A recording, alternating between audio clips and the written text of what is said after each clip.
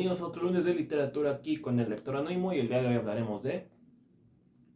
La semana pasada que les hablé acerca del diario de Ana Frank, mencioné que hay muchos libros que utilizan a la Segunda Guerra Mundial, ya sea de manera directa o indirecta, para sus narrativas.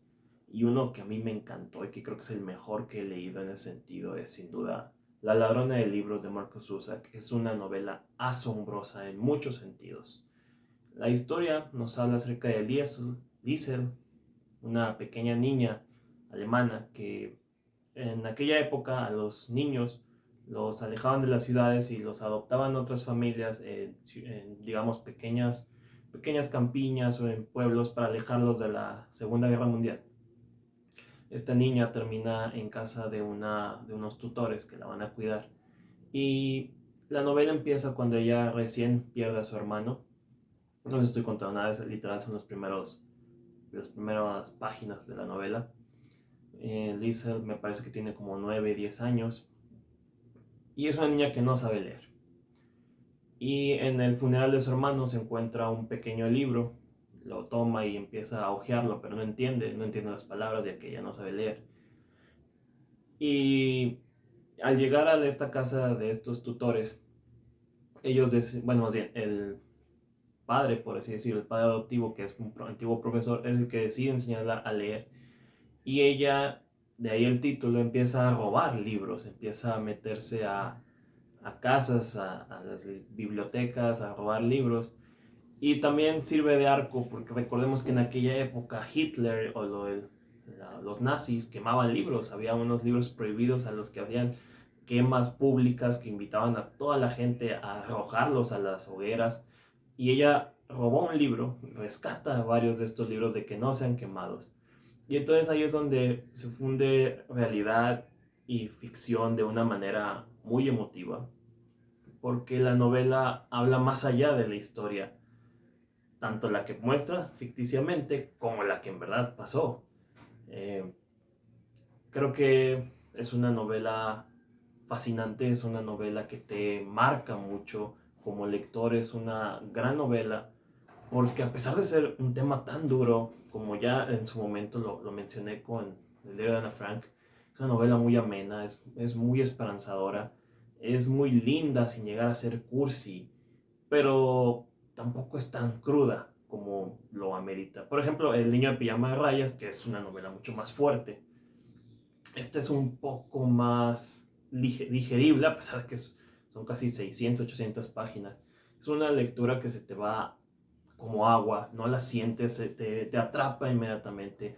Cada capítulo, cada historia, porque no nada más vemos la historia de la protagonista, vemos a muchos personajes con sus propias perspectivas, y me llama la atención varias cosas interesantes. Por ejemplo, el narrador de esta novela es la muerte, o sea, literalmente la muerte nos habla de lo que está viviendo. Empieza diciendo que fue la época con más trabajo que tuvo, de una manera muy tétrica, porque sabemos que pues, en la Segunda Guerra Mundial había muerte por todas partes. Entonces, ese narrador que tiene como esos toques ácidos, irreverentes, de humor negro, pero muy sutil, muy... que no lo comprendes a la primera, pero ahí está. Y no te parece desagradable. El autor lo hizo de una forma que yo creo que jamás he visto. Porque a lo mismo de que el narrador es un personaje omnisciente, que en este caso la muerte, nos cuenta la historia desde su perspectiva, desde la perspectiva de todos. Nos habla en primera persona, nos habla en segunda persona, nos habla en tercera persona, rompe la cuarta pared. Es algo que les insisto, que yo no recuerdo haber leído en ningún otro libro.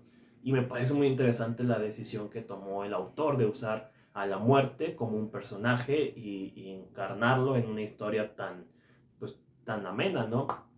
Además de Liesel, tenemos la historia de sus tutores, tenemos la historia de un chico, un amigo suyo, que está obsesionado con Jesse Owens, que no, si no lo saben, era un corredor que en aquella época, un corredor afroamericano que en aquella época a todo el mundo le sorprendía, porque este joven, Jesse Owens, negro, era lo que Hitler esperaba como el hombre perfecto, porque era atlético, era alto, era fuerte, pero era negro. Entonces como que Hitler no podía creer que lo que él aspiraba, o digamos, los nazis aspiraban de perfección, fuerza, estuvieran encarnados y representados en un hombre negro. De hecho, hay una historia muy interesante, Jesse Owens, búsquenla, hay muchos libros y documentales de cómo decían que era el atleta que derrotó a Hitler en las Olimpiadas de aquella época.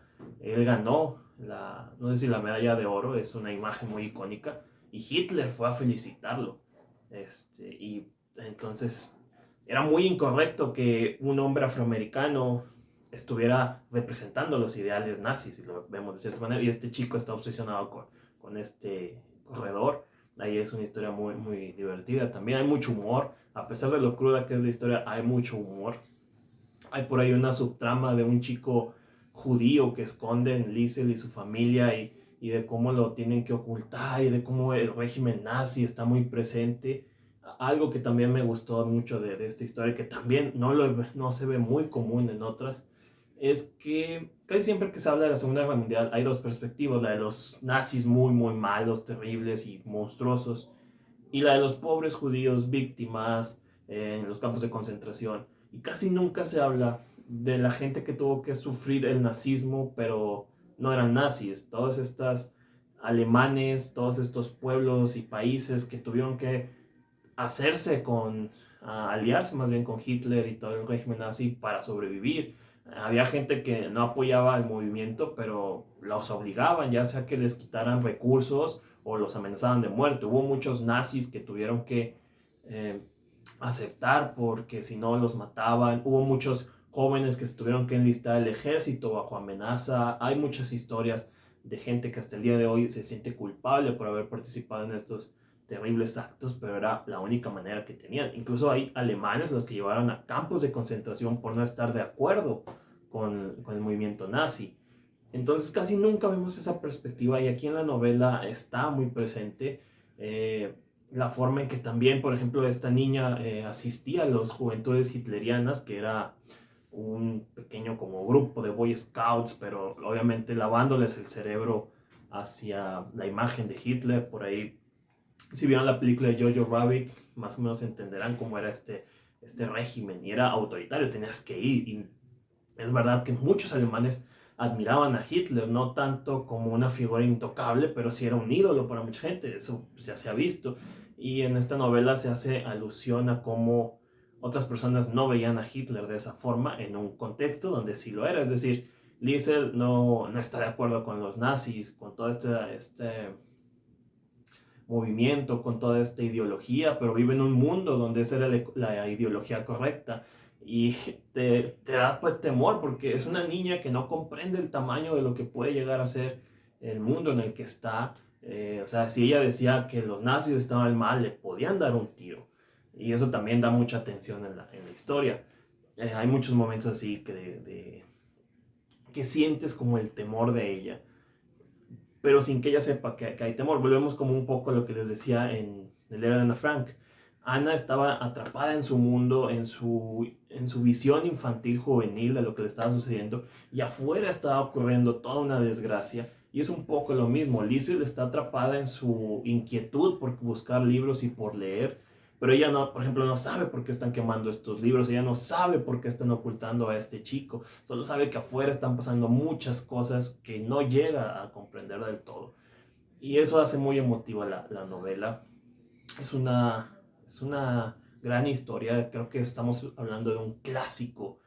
En su momento fue muy, muy, muy famosa esta novela, bestseller, estaba en todas las librerías. A mí me llegó, bueno, casi por accidente lo encontré en una biblioteca en mi escuela, y me iba a leerlo todas las tardes.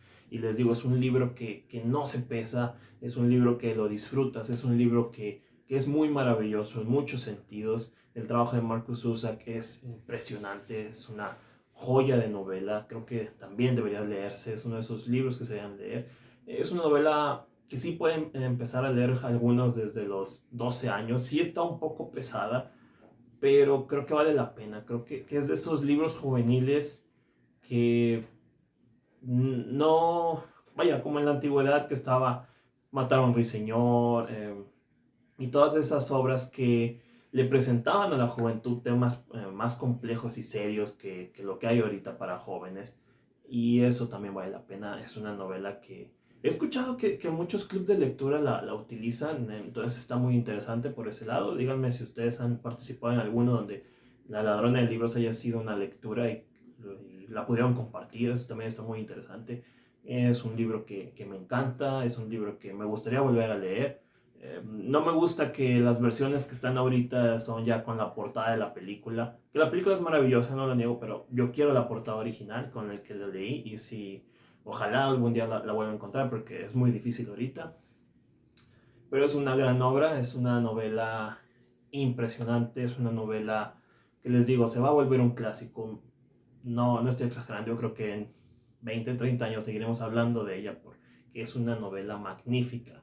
Es de esos trabajos que no entiendes cómo captura tanta crueldad y a la vez tanta nobleza, tanta belleza y tanta...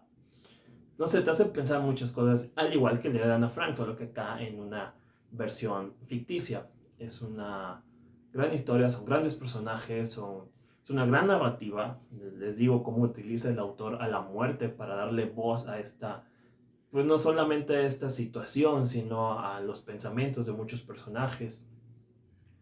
Es un libro que se debe leer, es una magnífica novela, ojalá la puedan encontrar y la puedan disfrutar, ojalá les guste, ojalá la comenten, ojalá la recomienden, digo, a pesar de que es un libro que ha vendido millones y millones de copias, creo que debemos hacer que este sea un clásico, es de los pocos libros modernos que valen mucho la pena, y sobre todo de esta corriente que hubo de novelas ambientadas en la Segunda Guerra Mundial, de las actuales creo que es de las pocas que vale la pena. Entonces, ahí se las dejo, La ladrona de libros de Marcus Zusa, para que la busquen y le den una oportunidad. Es maravillosa, es fantástica. Y yo los espero la próxima semana aquí en otro lunes de literatura. Y disfruten de sus lecturas. Y recuerden que se suscriban, compartan el video, me pueden dejar sus comentarios. Y si me van a tirar hate, solo háganlo con buena ortografía. Entonces, hasta la próxima.